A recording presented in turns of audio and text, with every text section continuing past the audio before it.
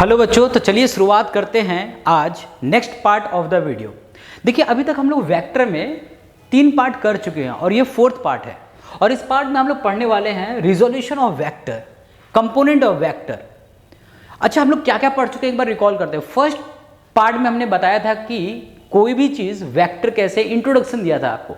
Second part में मैंने आपको बताया था कि जिसके पास मैग्नीट्यूड और डायरेक्शन होता है यूजुअली उसको वेक्टर बोलते हैं, लेकिन ये गलत होता है। जिसके पास मैग्नीट्यूड और डायरेक्शन हो तब भी हम उसको वेक्टर बोल सकते हैं या फिर नहीं बोल सकते हैं।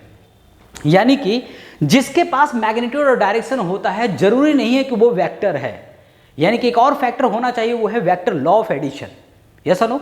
तो पहली बात सेकंड पार्ट में हमने ये बात करी थी। उसके बाद थर्ड पार्ट में हमने बताया था कि वेक्टर का क्या क्या कंडीशन होती है, उस पर क्वेश्चंस किया था। फोर्थ पार्ट में आज हम लोग बात कर रहे हैं कंपोनेंट ऑफ वेक्टर, और इसमें हम लोग बात करेंगे रिजोल्यूशन। तो सबसे पहली बात आपको बताते हैं कि वेक्टर का कंपोनेंट क्यों जरूरी है।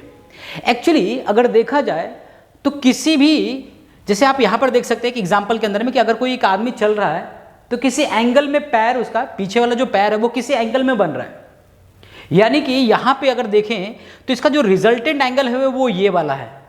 अब यहां पे 2 कंपोनेंट होगा, हमने इसी वेक्टर का 2 कंपोनेंट किया है। कंपोनेंट का मतलब उसी को 2 हिस्सों में तोड़ दिया है, और तोड़कर हम ये एनालिसिस कर रहे हैं कि एक्स में कितना लग रहा है, वाई में कितना लग रहा है। ये जो एनालाइज करते हैं ना फोर्सेस को, इसलिए कंपोनेंट किया जाता है। तो पहली बात ये है कि कंपोनेंट जो है वो क्या है, किसी भी वेक्टर का 2 हिस्सों में ब्रेक करते हैं और ये पता लगाते हैं कि x में कितना है और y में कितना है। कंपोनेंट हमेशा x और y में ही किया जाता है। सपोज करें कि यहाँ पे कोई फोर्स है, x कंपोनेंट में अगर हम बात करें तो यहाँ पे fx लिखेंगे। x एक्सिस में अगर मैं बात करूँ तो fx लिखेंगे, और y एक्सिस में बात करें तो fy लिखेंगे। सीधी बात है। कंपोनेंट का मतलब क्या हुआ, किसी भी वेक्टर को 2 अलग अलग हिस्सों में तोड़ देना, x में और y में। उन दोनों x और y को जोड़ेंगे तो वही रिजल्टेंट आना चाहिए जो अभी हम लोग बात कर रहे हैं।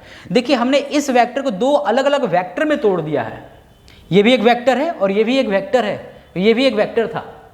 यानी कि अगर हम इन दोनों वेक्टर को जोड़ेंगे तो वापस यही वेक्टर आना चाहिए। यही वो कंपोनेंट का पार्ट है। क्लियर है? तो कंपोनेंट क्यों करते हैं, किसी वेक्टर को कंपोनेंट क्यों करते हैं? उसके एनालाइज करने के लिए, है ना।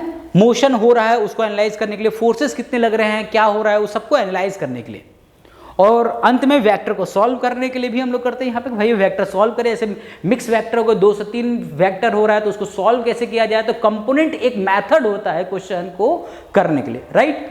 तो यहाँ पर अगर मैं बात करूँ तो देखते हैं यहाँ पे वेक्टर का पार्ट क्या बोला हुआ है। If a vector is resolve into 2 vector whose combined effect is the same as that of the given vector। क्या मतलब हुआ, अगर कोई वेक्टर है, जैसे अभी मैंने बात करी थी, अगर कोई वेक्टर a वेक्टर है, मतलब f वेक्टर है, इसके 2 कंपोनेंट में कर दीजिए, एक x में और दूसरा y में आप कंपोनेंट कर रहे हैं। इसी वेक्टर को 2 हिस्सों में तोड़ रहे हैं, f(x) और एक fy। यस और नो? और आप जानते हैं कि x एक्सिस का जो डायरेक्शन होता है उसको i कैप कहते हैं because of unit vector. y axis का जो डायरेक्शन होता है उसको j कैप कहते हैं, ये यूनिट वेक्टर है। तो इसी वेक्टर को हमने 2 हिस्सों में तोड़ दिया है, fx i कैप और fy j कैप में। क्या इन्हीं दोनों वेक्टर को वापस जोड़ेंगे तो रिजल्टेंट ऑफ f आएगा? यस, उसको इस तरह से लिख सकते हैं। तो यहां पे क्या क्या कहा हुआ है एक बार देखें। If vector is resolve into 2 vectors whose combined effect is the same as that of the given vector। जब आप इन दोनों को कंबाइन करेंगे तो वही वो रिजल्टेंट वेक्टर यानी गिवन वेक्टर बननी चाहिए, जिसको आपने स्प्लिट करा था उसको हम लोग रिजॉल्व करते हैं।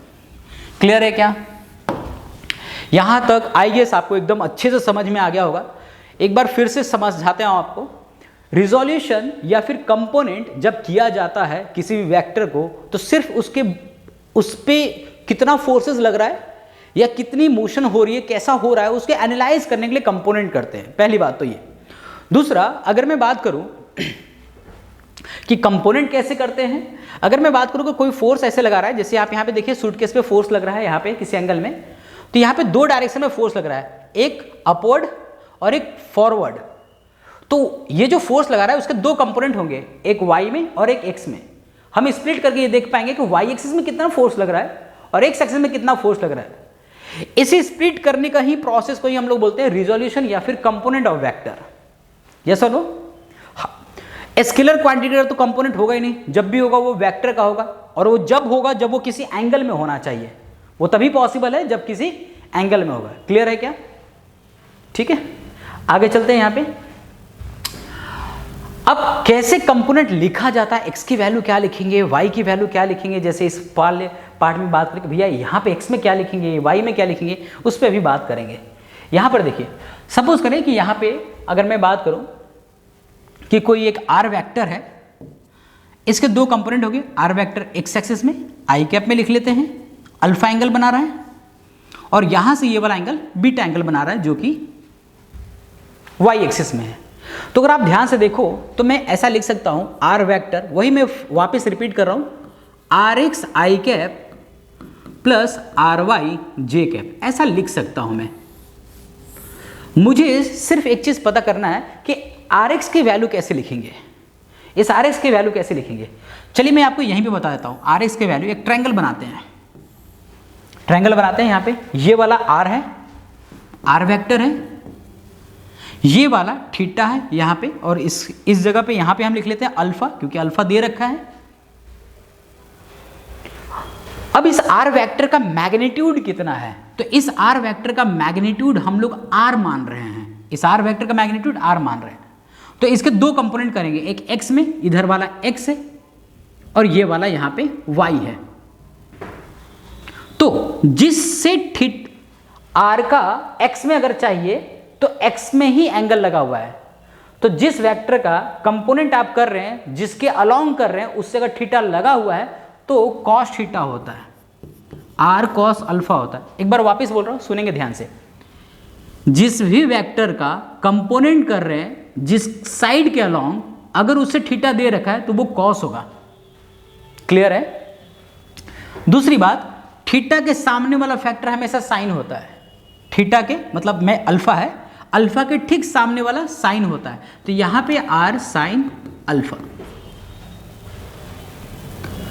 दोबारा समझिए, कंपोनेंट बहुत इंपॉर्टेंट है। इस वेक्टर का आप कंपोनेंट कर रहे थे कॉस एक्स में और वाई में, तो अगर ये थीटा दे रखा है तो इसके ठीक सामने वाला हमेशा साइन होता है, हमेशा साइन होगा, यानी ये वाला फैक्टर हमेशा साइन होगा, और जिससे एंगल लगा हुआ है वो वाला साइड हमेशा कॉस होगा।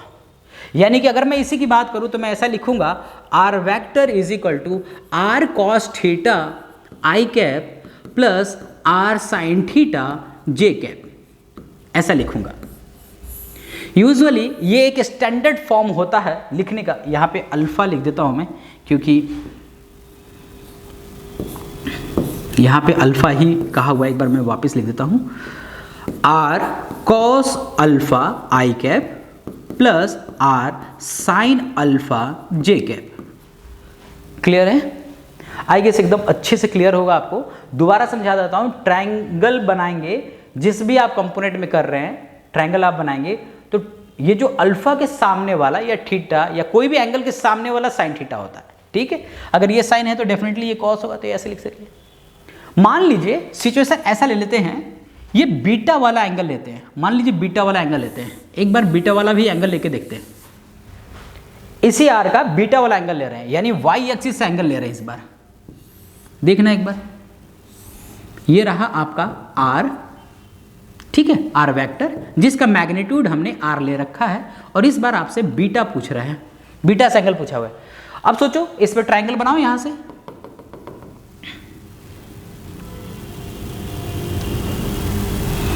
आप यहां से एक ट्रायंगल बना लेते हैं। देखिए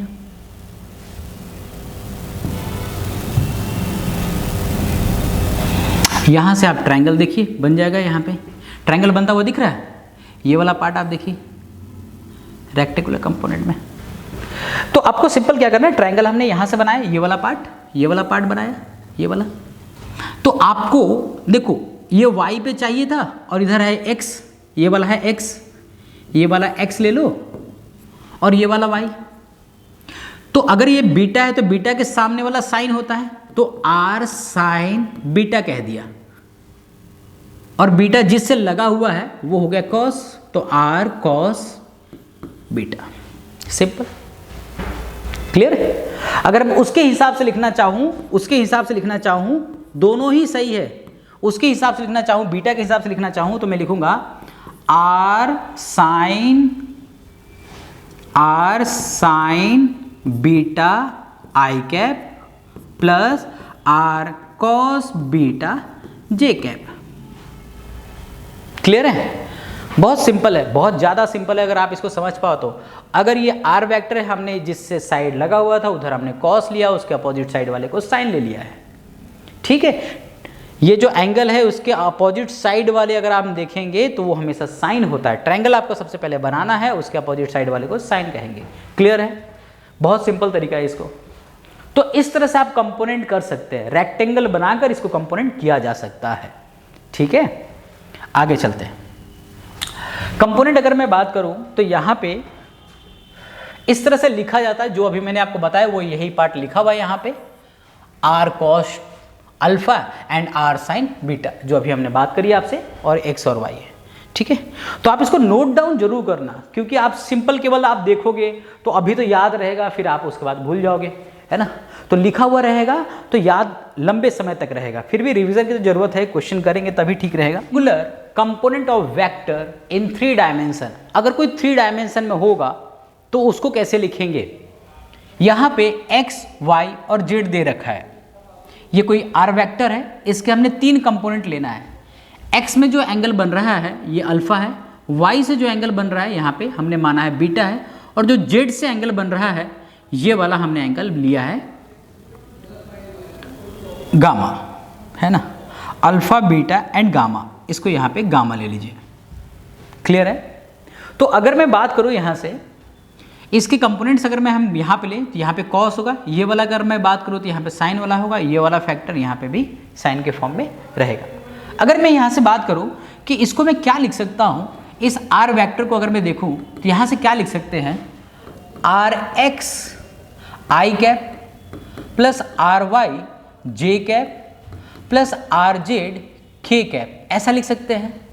और मुझे इन तीनों का मैग्नीट्यूड फॉर्म में लिखना है। अगर मुझे आर वेक्टर का मैग्नीट्यूड लिखना है इसी कंपोनेंट से, तो मैं सिंपल क्या लिखूंगा, आर एक्स का स्क्वायर प्लस आर वाई का स्क्वायर प्लस आर जेड का स्क्वायर। ये तो आप जानते होंगे, हम लोग ये पहले भी कर चुके हैं। अगर किसी वेक्टर का अगर मैं कंपोनेंट में फॉर्म में लिखना है तो ये हम लोग यहाँ पे लेंगे अंडर रूट के फॉर्म में। क्लियर है। और यहाँ से वही कंपोनेंट कॉस थीटा, और यहाँ पे अगर मैं बात करूँ तो यहाँ से क्या लिखेंगे, आर कॉस अल्फा, ये वाला फैक्टर बात करेंगे तो आर कॉस बीटा, और यहाँ से अगर मैं बात करूँगा तो आर कॉस गामा लिख सकते हैं। क्या पक्की बात, क्योंकि वो तो यहाँ से एंगल बन रहा है जिससे जेड एक्सिस से ही है ये, है ना। आर वेक्टर और जेड एक्सिस में ही ये एंगल, ये पूरा एंगल, ठीक है। तो इससे कितना एंगल बनेगा, कॉस गामा। अब आप इसको सिंपल लिख सकते हैं यहाँ से, आप चाहो तो ऐसे, R vector is equal to R cos alpha I cap plus R cos beta J cap, ठीक है, plus R cos gamma K cap. इस तरह से लिख सकते हैं। ये भी एक फॉर्मेट है लिखने का 3 डायमेंशन में। क्लियर है। तो कंपोनेंट बहुत सिंपल तरीके से एक बार फिर से समझा देता हूँ आपको, कंपोनेंट थोड़ा समझ में आ जाए क्योंकि कंपोनेंट इंपॉर्टेंट भी है। तो सपोज करें कि मैंने यहाँ पे कोई कोऑर्डिनेट ले रखा है, सपोज करें कि यहाँ से मैंने कोई कोऑर्डिनेट ले रखा है, बहुत ध्यान से समझिएगा। कंपोनेंट एक बार रिकॉल कर रहा हूँ पूरा। मान लीजिए कि आपके पास कोई एक ए वेक्टर है, मान लीजिए कोई भी एक ए वेक्टर है, सपोज करें कि यहाँ पे कोई एक ए वेक्टर है, ऐसे ले लेते हैं।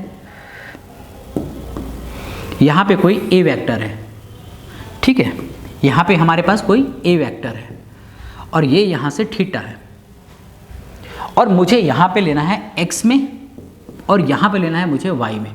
z में लेना होगा तो सिमिलरली वैसे ले लेंगे।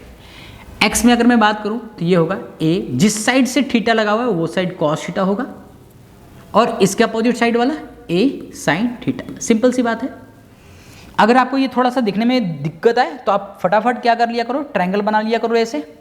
देखो यहाँ पे ट्रायंगल आप ऐसे बना सकते हो, आप चाहो तो ट्रायंगल ऐसे बना लेना, यहाँ पे एक ट्रायंगल ऐसा बना लो, ऐसा ट्रायंगल बना लो, सिंपल सी बात है। ठीक है, जैसे ही आप ट्रायंगल बनाओगे इसके ट्रायंगल के ठीक सामने वाला जो फैक्टर होता है वो साइन होता है, तो ये जो लेंथ होगा वही लेंथ इसके बराबर भी होगा, ये जो लेंथ होगा वही लेंथ तो इसके बराबर भी होगा, और ये वाला लेंथ इसके बराबर होगा, ये वाली जो लेंथ है वो इसके बराबर होगी और ये वाली लेंथ इसके बराबर होगी। यानी कि अगर इसकी वैल्यू r sin थीटा लिख रहे हैं अपन, अगर r sin थीटा लिख रहे हैं तो ये r नहीं है, a है, सॉरी। अगर मैं a sin थीटा लिख रहा हूँ तो इसके पैरेलल ही होगा, ये भी होगा, और अगर ये a cos थीटा है तो ये वाला भी a cos थीटा होगा। ठीक है, क्लियर है। तो कंपोनेंट लेना वैसे बहुत इजी है, अगर आप बस इतना पार्ट समझना था आपको, जेड एक्सिस में निकालना हो तो जेड एक्सिस में लिख सकते हैं, सिंपल। आइए इस पे कुछ क्वेश्चन करते हैं। अच्छा, एक और चीज़ है यहाँ पे अगर मुझे इस तरह से दे रखा है, सपोज करें, मान लीजिए यहाँ पे एक और चीज़ आपको बता रहे हैं, सपोज करें कि आपके पास कोई ए वेक्टर दे रखा है, A I cap, A X I cap, या ऐसा ले लीजिए A I cap plus B J cap plus C K cap, मान लीजिए ऐसा कुछ दे रखा है। आपको एंगल निकालना है कि कितना एंगल बन रहा था। ठीक है, तो आप क्या करेंगे, अगर मैं बात करूं यहां से तो cos theta is equal to A, cos theta is equal to A, इसका हमने वैल्यू रख रखा है और उसका मैग्नीट्यूड लिखेंगे, पूरे का मैग्नीट्यूड। और मैग्नीट्यूड कैसे निकालते हैं, A square plus B square plus C square, ये पूरा का मैग्नीट्यूड होता है। ये हमने किसके लिए अक्रॉस एंगल निकाला है, तो एक्स एक्सिस के अक्रॉस निकाला है।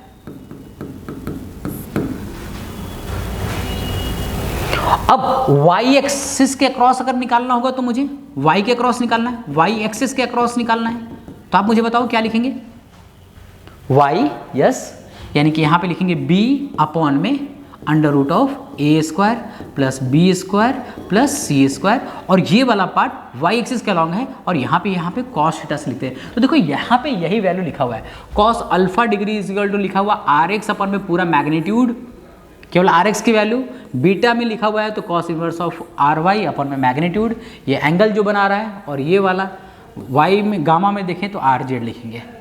क्लियर है, ये वो वाला पार्ट है जिसकी अभी हमने बात करी थी, एक बार फटाफट जल्दी से देख भी लेते हैं। ये यहाँ वाला पार्ट था, इस वाले का पार्ट था, ठीक है, ये वाला का पार्ट था। ठीक, ये वेक्टर है, इसका x है, ये y है और ये z है, ये r वेक्टर, इसका x और y और z है, ये कंपोनेंट्स हैं। और मुझे अगर x में वाला एंगल चाहिए होगा तो मैं एक लिख के दिखा देता हूँ, कॉस अल्फा चाहिए था तो r x अपॉन में r मैग्नीट्यूड, r ये मैग्नीट्यूड है। क्लियर है, तो इस तरह से आप यहाँ पे लिख सकते हैं। ठीक है, क्लियर है। अच्छा, अब ये चीजें चल रही हो कि सर ये कॉस अल्फा इजिकल टू आया कहाँ से, तो इसको देखो थोड़ा सा। अगर मैं बात करूँ आर वेक्टर का एक कंपोनेंट जो एक्स एक्सिस में होता है उसका मैग्नीट्यूड क्या लिखते हैं, आर कॉस अल्फा। अगर मैं बात करूं आर वेक्टर एक्स में, अगर मैं बात करूं कि केवल हम बात कर रहे हैं आर एक्स की वैल्यू एक्चुअली आ कैसे रही थी, यही थी, तो कॉस अल्फा जो होगा वो आर एक्स अपॉन में आर होगा, यही तो फॉर्मूला बना। ठीक है, कॉम्प्लेक्स नहीं है। अगर आपको ऐसा लग रहा है कि बहुत कॉम्प्लेक्स है, घिचड़ मिचड़ हो रही है, तो कॉम्प्लेक्स नहीं है, बहुत सिंपल है। अगर मैं आपको सिंपल थोड़ा सा और फॉर्मेट में करके बताऊं आपको, तो एक्स वाई जेड में आपको कंपोनेंट लिखना है, मैग्नीट्यूड लिखना है। अगर आर वेक्टर का मैग्नीट्यूड तो ये under root of A square होगा, सिंपल सी बात है। ठीक है, अगर एंगल निकालना है तो वो एंगल ऐसा बनेगा, और क्यों आ रहा है, क्योंकि R X is equal to R cos alpha आ रहा है, ऐसा लिखते हैं हम लोग। एक एग्जाम्पल करते हैं, थोड़ा और समझ में आएगा आपको। एक एग्जाम्पल ले लेते हैं। देखिए, मैं यहाँ पे एक एग्जाम्पल लेके आपको समझाता हूँ। मान लीजिए कि आपके पास एक ए वेक्टर है, ठीक है, थीटा यहाँ पे, तो ये वाला पार्ट हो गया ए कॉस थीटा, और ये वाला हो गया ए साइन थीटा। आप मुझे बताइए, अगर मैं बात करूं कि ये कोई ए वेक्टर है तो क्या मैं ऐसा लिख सकता हूं ए X I cap plus A Y J cap, ऐसा लिख सकता हूं कि नहीं लिख सकता हूं? क्या ए एक्स की ही वैल्यू हमने ए कॉस थीटा लिखा है आई कैप प्लस ए साइन थीटा जे कैप लिख रहा हूं? हाँ जी लिख सकते हैं। तो क्या मैं ये लिख सकता हूं कि ए कॉस थीटा जो है वो ए एक्स की वैल्यू होगी? तो क्या मैं ये लिख सकता हूं कि cos theta is equal to A X upon में ए होगा? यही तो लिख रहे थे अपन, यही तो लिख रहे थे। क्लियर है? बहुत सिंपल है, यही था ये, मतलब हमने जो कंपोनेंट करके डिवाइड करा वो यही था, ये फैक्टर यही है। क्लियर है? अब सिमिलरली अगर y में निकालना तो y में निकाल सकते हैं, z में निकालना तो z में निकाल सकते हैं। क्लियर? चलिए आगे चलते हैं। कंपोनेंट वेक्टर को जब आप सॉल्व करते हैं ना तो उसका कुछ रूल्स रेगुलेशन फॉलो कर लीजिए। जैसे मान लीजिए कि कोई भी वेक्टर दे रखा है, सपोज करें कि आपके पास दो वेक्टर दे रखा है, एक ए वेक्टर और एक दे रखा है बी वेक्टर। मान लो ऐसा कोई एग्जांपल ले लेता हूं मैं, दो वेक्टर है ए वेक्टर और बी वेक्टर, यहां से एंगल बना रहा है अल्फा और यहां से एंगल बना रहा है बीटा, मान लो। तो कंपोनेंट सबसे पहले लिखिए, जब भी आप कंपोनेंट मेथड में सॉल्व कर रहे हैं तो सबसे पहले कंपोनेंट लिखिए। ये वाला हो गया एक्स एक्सिस और ये वाला हो गया वाई एक्सिस, ये वाला हो गया वाई एक्सिस। तो सबसे पहले दोनों वेक्टर का आप कंपोनेंट लिखिए। तरीका क्या है क्वेश्चन करने का? कंपोनेंट लिखिए। इस ए वेक्टर का एक्स कंपोनेंट क्या होगा? आप एक तरफ इधर लिख लो, इधर लिख लो आप एक्स एक्सिस और एक तरफ लिख लो यहां पे वाई एक्सिस। ए कंपोनेंट कितना होगा? ए वेक्टर का एक्स एक्सिस कितना होगा? ए कॉस अल्फा और वाई एक्सिस कितना होगा? ए साइन अल्फा। बी वेक्टर का बताओ, तो यहां पे होगा बी कॉस बीटा। अब एक सेकंड रुक जाना, क्या आप जानते हैं कि इधर वाला प्लस होता है? ओरिजिन के राइट साइड वाले को प्लस लेते हैं और लेफ्ट साइड वाले को माइनस में लेते हैं कि नहीं लेते हैं? तो ये माइनस साइन के साथ लिखो। सेकेंड क्वाड्रेंट है ये वाला, तो सेकेंड क्वाड्रेंट में आप जानते हैं कि एक्स जो है वो माइनस में होता है और वाई वाला फैक्टर जो होता है वो प्लस में होता है। एक्स वाला नेगेटिव होता है और वाई वाला पॉजिटिव होता है। तो विथ साइन के साथ लिखना है क्योंकि वेक्टर लिख रहे हैं ना अपन, तो माइनस साइन के साथ लिख दीजिए। बी वाला का आप बताइए वाई में, वो तो पॉजिटिव होगा, तो बी साइन बीटा। कितना इजी है, यही सिखा अभी हमने, केवल यही सिखा। अगर आप ये ध्यान से समझ गए तो यही सिखा अभी हमने थोड़ी देर पहले। अब क्या करना है, दोनों को जोड़ दीजिए।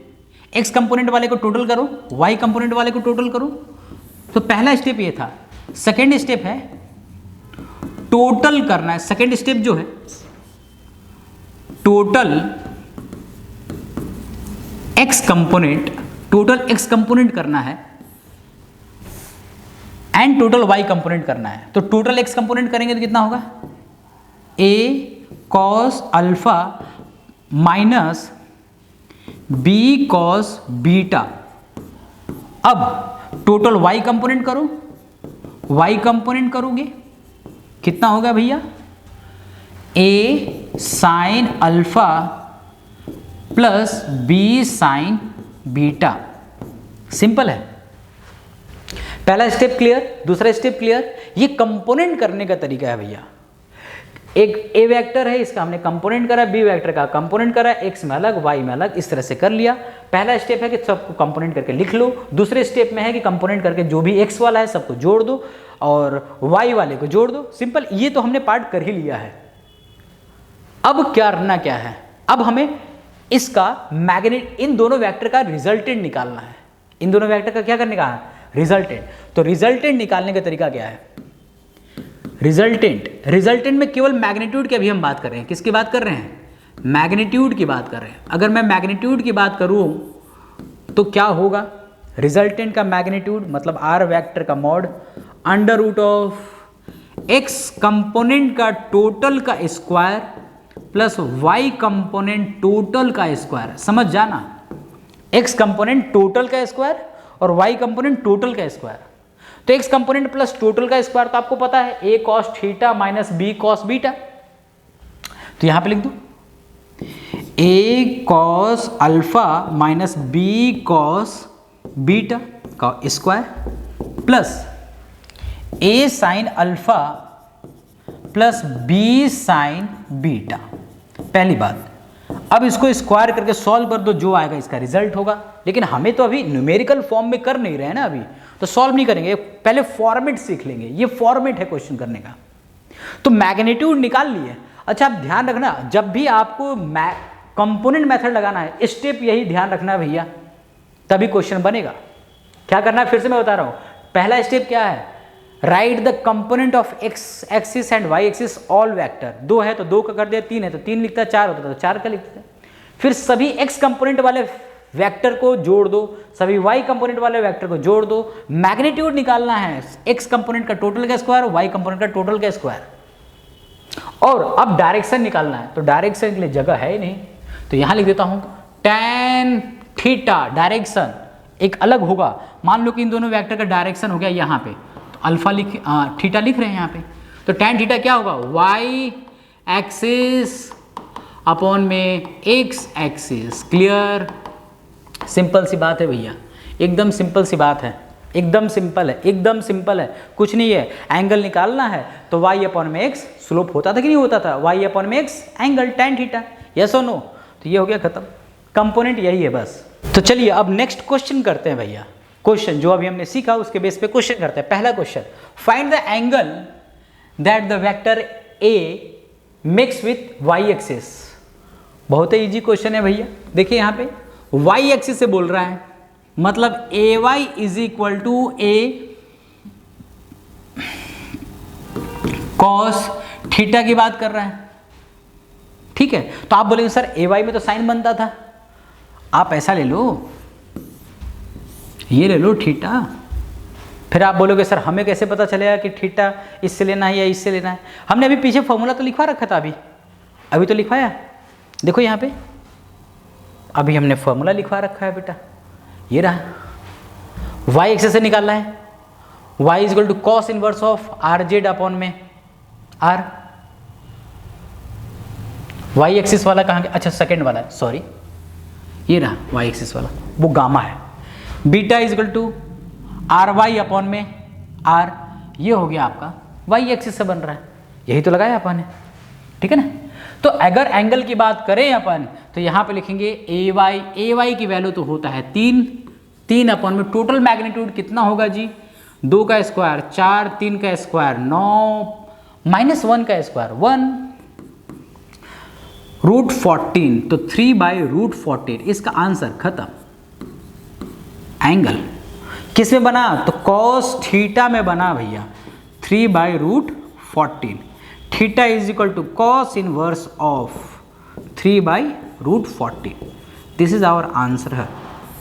क्लियर है ना, एकदम बहुत सिंपल है भैया, एकदम सिंपल है, कोई दिक्कत नहीं है। नेक्स्ट क्वेश्चन चले, find the magnitude of vector OB and OC if the sum of 3 vector, कौन कौन है भैया, OA vector, OB vector and OC vector, 3 vector, gives the value of 0, मतलब इन तीनों का सम इक्वल टू 0 है, तीनों का सम इक्वल टू 0 है।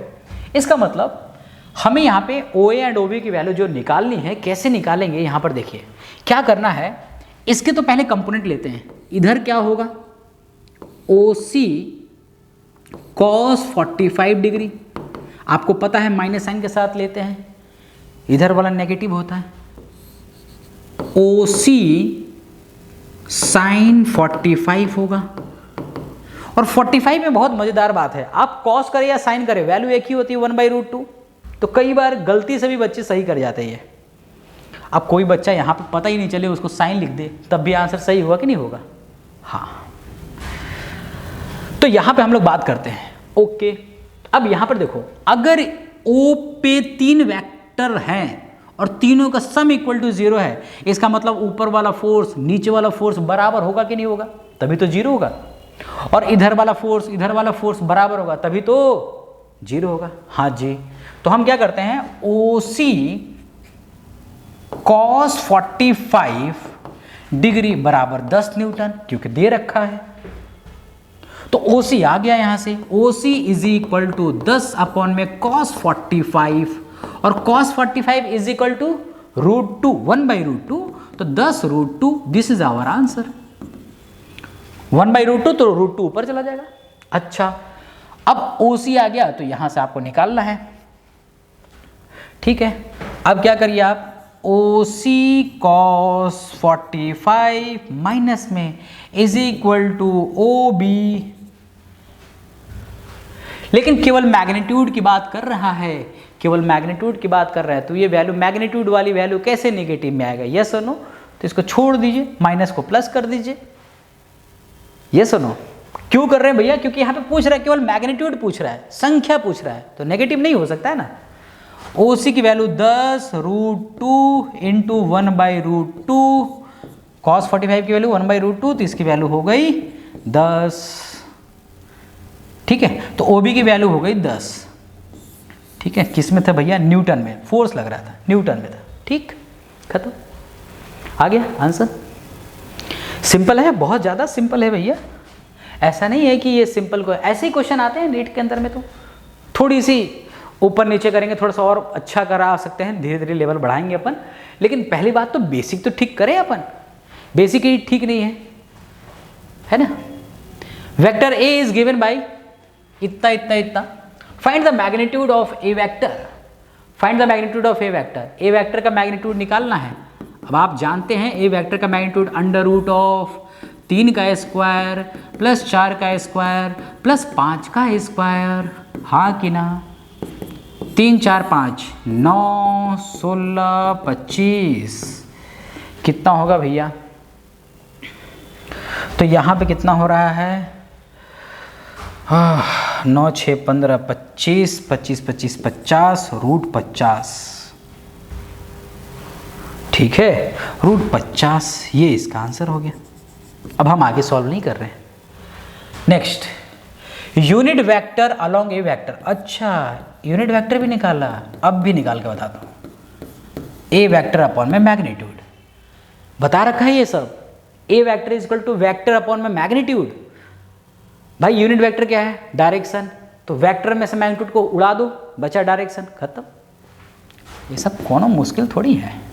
वेक्टर कितना भैया? 3i cap plus 4j cap plus 5k cap. Magnitude कितना? मैग्नीट्यूड कितना? √50। आंसर आंसर हो गया भैया। नेक्स्ट आपको क्या निकालना है? The angle made by A vector, A vector से एंगल विथ ऑल कोऑर्डिनेट्स। भैया सभी कोऑर्डिनेट से पूछ लिया है, बहुत मेहनत है। देखिए सबसे पहले अगर मैं बात करूं x से, तो x वाला फैक्टर ले लो 3 अपॉन में मैग्नीट्यूड कितना? √50। y से बात करते हैं। अच्छा ये सब कॉस में है, ये सब कॉस में है, cos theta is equal to इतना। y में भी cos theta is equal to, y कितना है? 4/√50। और z में अगर मैं बात करूं तो कॉस थीटा में लिख रहे हैं 5/√50। सॉल्व करो, जो आएगा इसका आंसर होगा, ठीक है।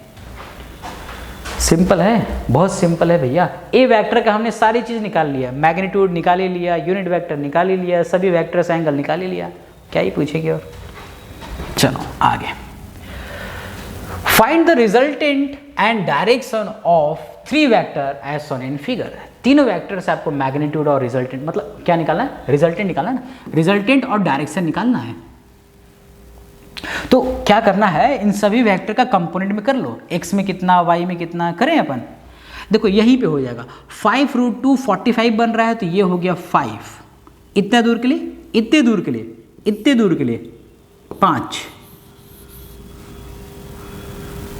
ठीक है। अच्छा इसके लिए यहां पे करेंगे तो यहां पे कितना होगा? ये भी 5 होगा। तो पूरा x निकालिए, 5 और ये भी 1, तो टोटल x में कितना आया? x कंपोनेंट टोटल कितना हुआ? तो हुआ 6। y कंपोनेंट टोटल कितना हुआ? तो हुआ 5, और ये कितना था? 3, 8। ओके 8 हो गया। 5 यहां पे, ये देखिए 5 यहाँ तक है ना, इसके कंपोनेंट यहाँ पे किए थे हम ने साइन में, तो 5 आएगा, केवल 5 आएगा, 5 आएगा। और ये वाला भी तो हाइट है, ये वाला भी तो हाइट है, तो 3 ये, तो टोटल y भी कितना हो गया 5 + 3 8, और टोटल x में कितना हो गया, तो 5 + 1 6, खत्म। तो अब हमें क्या निकालना, मैग्नीट्यूड। तो आप तो जानते हैं कि मैग्नीट्यूड निकालने के लिए क्या करते हैं, x कंपोनेंट का टोटल और y कंपोनेंट का टोटल। तो x कंपोनेंट का टोटल कितना, 6 का स्क्वायर 36 प्लस 8 का स्क्वायर 64, तो कितना हो जाएगा भैया 100, तो 10 मैग्नीट्यूड हो गया। डायरेक्शन, डायरेक्शन भी तो बताइए क्योंकि पूछा है डायरेक्शन। तो आप तो जानते हैं कि डायरेक्शन निकालना होता है y/x, y कितना 8 और x वाला कितना 6, आंसर खत्म, कोनो मुश्किल बात नहीं है। ठीक है, बहुत सिंपल क्वेश्चन है, बहुत ही ज़्यादा सिंपल है, लेकिन बेसिक क्लियर करने के लिए बहुत अच्छा है, बेसिक क्लियर करने के लिए बहुत अच्छा है। जबरदस्ती डरते हैं भैया नीट में फिजिक्स मुश्किल आता है, भैया इतना तो करो पहले, कोनो मुश्किल नहीं। नेक्स्ट ये क्वेश्चन करते हैं, obtain the magnitude of 2a - 3b, ये दे रखा है, b ये दे रखा है, तो क्या करना है आपको, 2a की वैल्यू पहले निकाल लो और इस जगह पे रख देंगे। 2a की वैल्यू क्या है, a वाले का मैग्नीट्यूड निकाल लें क्या है, देखो तो ये मैग्नीट्यूड निकाल लेते हैं, पहले इस वेक्टर का मैग्नीट्यूड निकालते हैं, इस a वेक्टर का मैग्नीट्यूड निकालते हैं भाई साहब। देखिए 1 का स्क्वायर प्लस 1 का स्क्वायर प्लस 4 है ना, -2 का स्क्वायर, मैंने 4 लिख दिया, तो 4 और 1 5, 5 अब 1 6, तो √6 हो गया। ठीक, b का भी मैग्नीट्यूड निकालिए, b का भी इस तरह से मैग्नीट्यूड निकाल लेते हैं, कितना होगा 2 1 और 1, ओ हो यहाँ भी 6 हो रहा है, यहाँ भी 6 हो रहा है। आप बोले माइनस से हमें कोई लेना देना नहीं है, -1 स्क्वायर भी 1 होगा तो 6 हो गया। अब इस जगह पर रख दीजिए, इसको वापस यहाँ पे बनाते हैं, 2 × a है √6 -3 × √6, सॉल्व कर लिए, जो आएगा इसका आंसर हो जाएगा। √6 को कॉमन लिए, 2 - 3 ले लिए, -1 आ गया, -1 √6। क्या माइनस मैग्नीट्यूड ऑब्टेन माइनस में हो सकता है, माइनस में कर रहे हैं तो ये मैग्नीट्यूड है, यहाँ पे कोई दिक्कत नहीं है ना, वैल्यू आ रही है। चले आगे, next, for the resultant of 2 vector to be maximum what must be angle between them. अच्छा मैक्सिमम होना है तो 0 डिग्री कर दीजिए, कहाँ मुश्किल है भैया, 0 डिग्री पे मैक्सिमम होगा ना, किसी और एंगल पे हमेशा कम होता जाएगा। ठीक है, तो मैक्सिमम, 2 वेक्टर एक ही अलॉन्ग है तो मैक्सिमम नहीं होगा, और दोनों अपोजिट डायरेक्शन में होता सेम तो 0 हो जाता। अच्छा यही क्वेश्चन है, minimum number of vector of unequal magnitude whose vector sum can equal to 0। कितने अनइक्वल वेक्टर कम से कम जोड़ा जाए ताकि उनका सम इक्वल टू 0 हो जाए।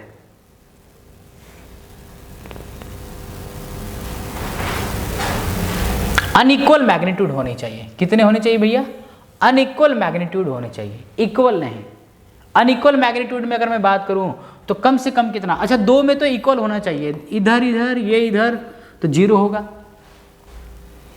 ठीक है, अगर 3 वेक्टर को अगर हम लिखें, कम से कम 3 वेक्टर को रखेंगे, अगर अनइक्वल हुआ तो 0 हो सकते हैं, तो वो है आंसर इसका 3। मिनिमम पूछा था ना 3, क्लियर है। आगे, 2 vector having magnitude 8 and 10 can have maximum value and minimum value. भैया इन दोनों को जोड़ दीजिए तो 18, और मिनिमम कर दीजिए, इन दोनों को माइनस कर दीजिए तो 2 और 18, जिस ऑप्शन में वो आंसर। मैक्सिमम होने के लिए 0 डिग्री पे हो गया, मिनिमम होने के लिए 180 डिग्री पे, तो दोनों को माइनस कर दीजिए तो मिनिमम वैल्यू और वो मैक्सिमम वैल्यू, मिनिमम और मैक्सिमम वैल्यू 0 से लेकर 180 में वैल्यू होगा। प्रोडक्ट ऑफ 2 वेक्टर, अब हम नेक्स्ट क्लासेस में देखेंगे, नेक्स्ट पार्ट में देखेंगे product of 2 vector. I guess जो आज हमने पढ़ाया वेक्टर वाला पार्ट वो आपको क्लियर होगा। तो वेक्टर ध्यान रखिएगा, कंपोनेंट बहुत इंपॉर्टेंट है, एनएलएम में पूरे फिजिक्स में बहुत जगह कंपोनेंट लगता है। ठीक है।